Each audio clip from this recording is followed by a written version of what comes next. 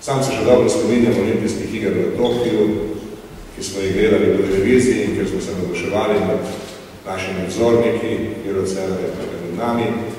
In pripričan sem, da je danes samo tako, da mladi ljudje gledajo udeležence olimpijskih iger kot svoje velike vzornike.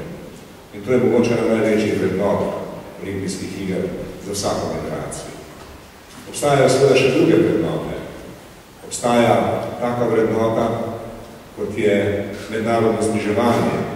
Olimpijske igre so se v času zadnjih desetletij močno uveljavile kot dejavnik zbliževanja med narodi, kot dejavnik miru. To je zelo pomembno.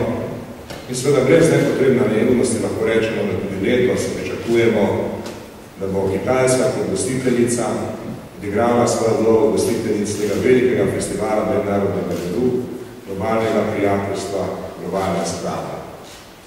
In to seveda ni naključje, kajti Kitajska je danes srce globalizacije, je danes eden najpomembnejših motorjev, ki peljejo napredek sveta naprej.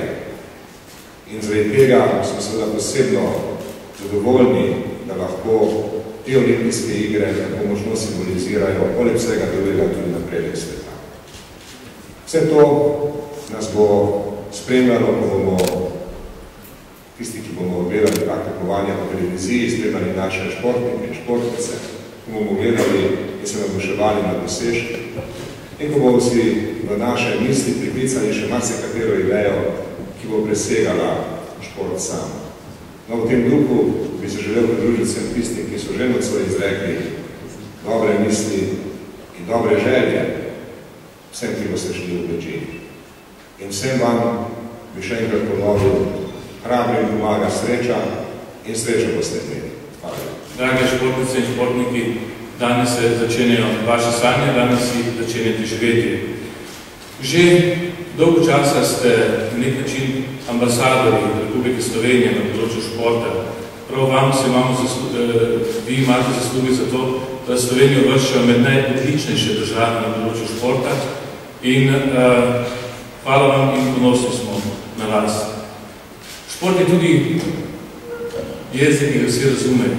Šport je sredstvo medkulturnega dialoga in lahko rečem, da sem ponosen na to, da je Republika Slovenija v času predsedovanja Evropske unije jasno in zelo hitro in odločno se postavila proti predlogom za bojkot olimpijskih iger, ki so bili takrat kar razširjeni po Evropi.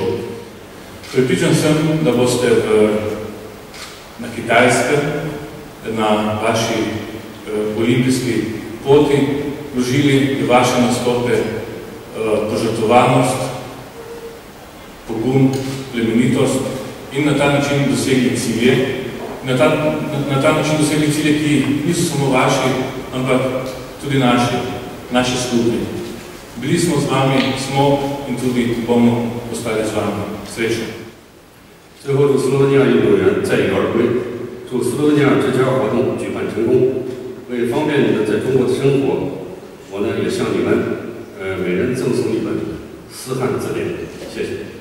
Na koncu slovenskim športnikom želim, da se avtomobilno vrnete z odličnimi rezultati. Prav tako vam želim uspešno izvedbo projekta Slovenska hiša.